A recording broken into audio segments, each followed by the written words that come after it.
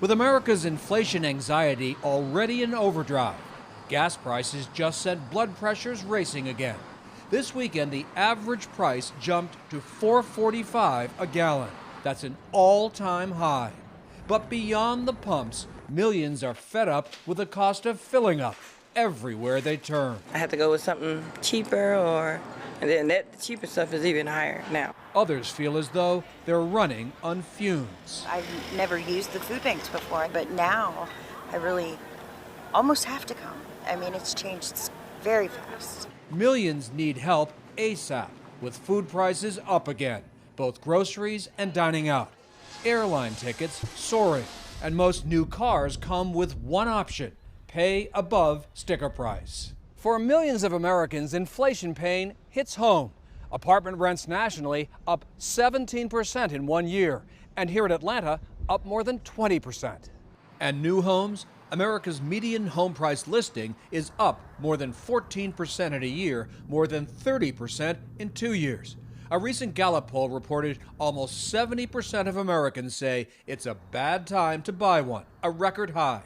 The Biden administration's searching for answers 6 months before midterm elections. I want every American to know that I'm taking inflation very seriously, and it's my top domestic priority. The Fed's under fire for a sluggish response. Most economists expect it to raise baseline interest rates again, possibly more than once this summer. Concerns about just how aggressive the Fed will be and whether it could trigger a recession weighed on stocks, fueling a gloomy sell-off on Wall Street. Last Friday ended its sixth consecutive weekly decline, a first since 2011. Nasdaq's officially in bear territory. The S&P 500 is sinking closer, and no one expects a quick turnaround. Prices will continue to rise. I think the best we can hope for at this point is that they rise a little less slowly than they have been lately. Economists talk about overseeing a soft landing for this economy. Hold inflation at 2%, keep the labor market strong, avoid a recession. But everyone agrees, as an American challenge, this one is daunting. Mark Strassman, CBS News, Atlanta. Shalom. Barakatah Yahweh, Barakatah Yahushua, Call Hello Yahweh by Shem Yahushua by Shem Rakak Dash. Double honors to the apostles and elders of Great Millstone that tells this truth, and much respect to the Akim out there laboring in his work, and also to the believers scattered across the four corners of the earth, the hopeful elect, to USA. Shalom. So as we can see, the pieces are set in play, and the games are about to begin, as Esau is pretty much a joker. And I wanted to read this quote that came from this movie, I think The Dark Knight, or one of those Batman movies, but he was being interrogated by Batman, and he said this: when the chips are down, these civilized people, they'll eat each other. Okay, and that's all we need. These civilized people, they'll eat each other when all chips are down. And that's what you're about to see. That's what we're about to see. As there's a shortage on everything. Shortage on diesel fuel. We're going to stop the supplies from coming in at some point. There's inflation on food. There's shortages everywhere, man. Okay? So we pretty much right at the cuffs of all hell breaking loose. And no one really seems to understand what's going on, especially Jake, man. Jake is, through, man. Okay, ready for the taking. So, these devils are busy, and they're orchestrating this man-made famine to depopulate the earth, and also to get everyone to take their charagma. Okay, as these people are going to be brought to their knees, begging for a solution. Some very horrible times we're coming into. So this article from CNN, it says, war-fueled food inflation will cause social unrest, the United Nations official says. Okay, so we're not the only one fear-mongering over here at Great Millstone, but you got the mainstream media that's telling you likewise that all hell is getting ready to break loose. See? So everything is backing up what the scriptures is talking about. The vision is no longer tarrying. It is here. The time of Jacob's trouble is right around the corner. And so whereas Apostle Harcourt is year to year to turn up, all right? And was that that phrase is very fitting right now because everything is going up. You see? So yeah, it's all through the spirit. And Lord willing, all hell breaks loose this year. Because you're ready to get up out of here, man. The scripture say all things work for the good of the elect, you know. So we understand we got to go through this. But the Lord will protect his elect. Now we understand that Esau is controlling this man-made famine. And to prove that, okay, just in case you didn't know, let's go back to this article that I pulled a couple of lessons ago from Cargill.com. Now check this out. This is back in 2015. It says food chain reaction crisis simulation ends with global carbon tax.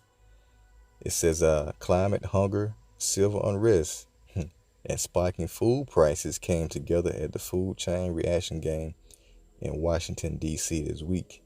So why the hell would they be practicing that back in 2015? Okay? If they didn't have anything to do with what's going on right now.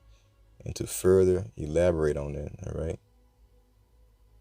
It's more towards the bottom, but let me read this point real quick. It says the game took the players from the year 2020 to 2030 as it was projected the decade brought two major food crises. The prices approaching 400% on the long-term average. So shit. A raft of climate-related extreme weather events, governments toppled in Pakistan and Ukraine. Are we not seeing that now? And famine and refugee crisis in Bangladesh, Myanmar, Chad, and Sudan. All right. And when was this going to take place, this famine? Right here, in the face of a steep price spike with looming global food shortages in 2022. See? They had it set up for 2022. The EU at one point suspended its environmental rules for agriculture and introduced a tax on meat. Both measures were quickly reversed in 2025 as harvests went back to normal and tensions eased in the hypothetical universe. So pretty much by around 2025, they want to have their NWO completed. That's when everything's going to go back to normal, per se, as they're going to kill a lot of people, you know, due to this famine and all these other plagues as well. So yeah, you know, these devils are at work, man. They're at work, and we're seeing the fruits of what they have practiced. So going back, war, food inflation will cause social unrest, the United Nations official says. A perfect storm of war, extreme weather, and C-19 will drive global food prices to levels that will cause social unrest in some parts of the world. And we're seeing it right now over there in Iran and that other country, I forgot the name of it, Lawanka or something like that. We're seeing people rise up against the government, you know, sedition among men, invading the government, you know, because they can't afford the high food prices. All right, so they're taking matters into their own hands. So this is going to be all over the world, man. Okay? So if people can't feed their children and their families, then the politics unsettles. It says, hit by high prices and supply disruptions. Beasley said the UN has been forced to ration food supplies to millions of people around the world. Okay? It's going to get so bad that, well, let me just read it, man. It says, often that means diverting food away from the hungry. Okay? Diverting food away from the hungry children to feed starving children. So, if you got a child that's hungry, you know, he ain't ate in a few days, well, he can't get no food if he look healthy.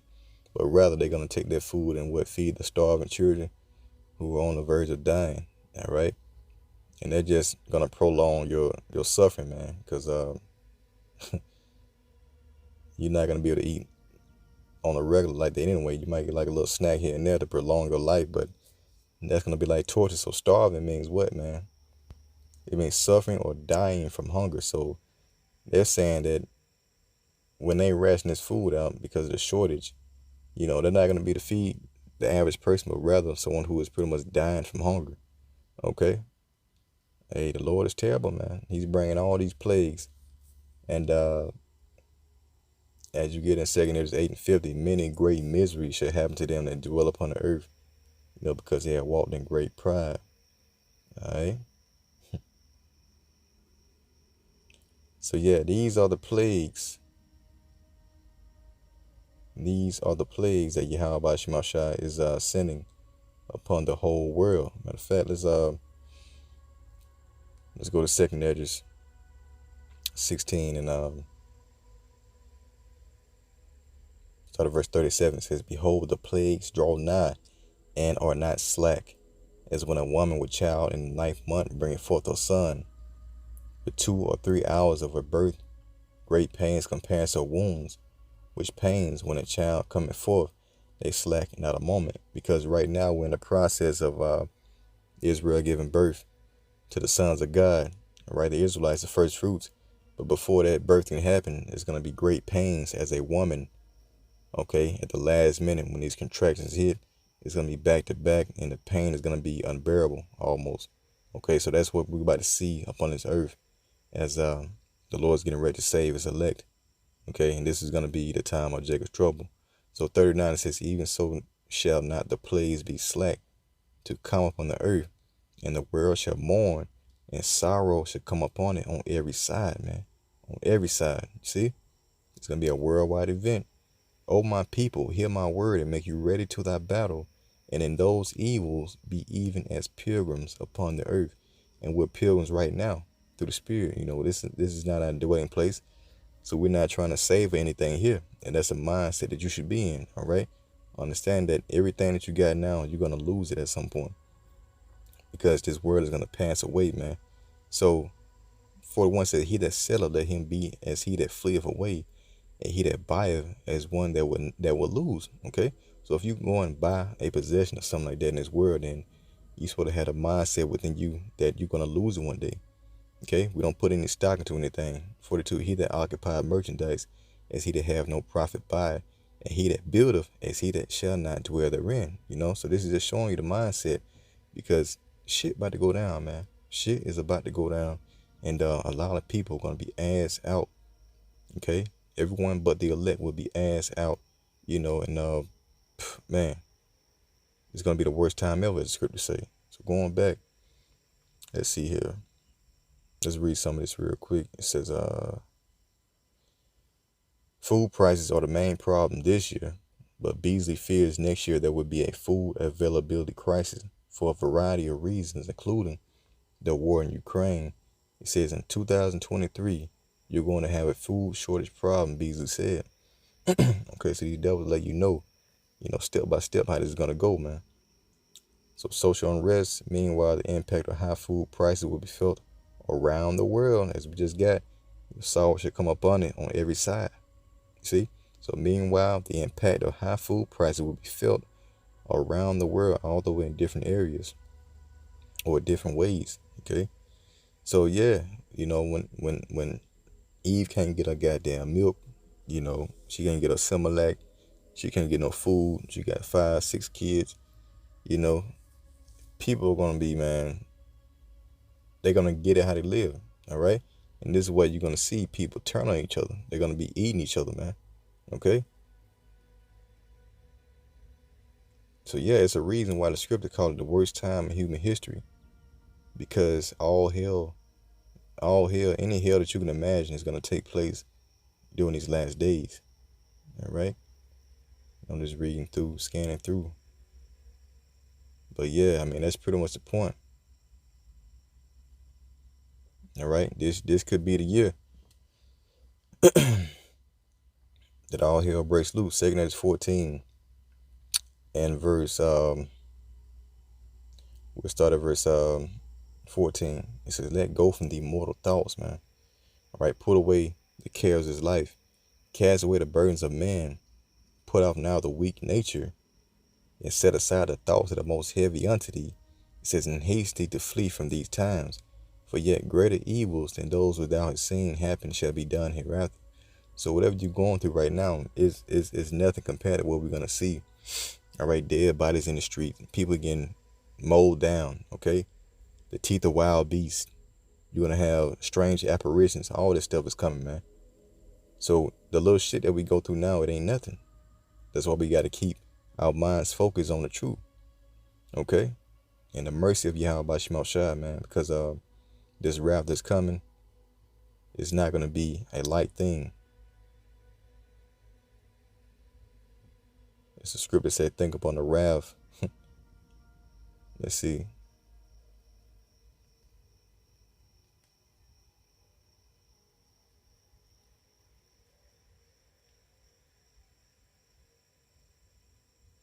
Yes, Rock with Ecclesiastes 18:24 says, think upon the wrath that should be at the end, and the time of vengeance when he shall turn away his face.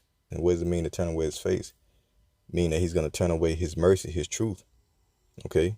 And his truth was meant for your welfare. And as the scripture say, for the turn away of the simple is going to slay them, man. Because mercy is seasonable, as the scripture say. Matter of fact, let's go ahead and grab that real quick. Sirach 35:20. It says, mercy is seasonable in the time of affliction, as clouds of rain in a time of a drought. Okay? So this truth is very precious, and it's going to be sought after in that day. All right?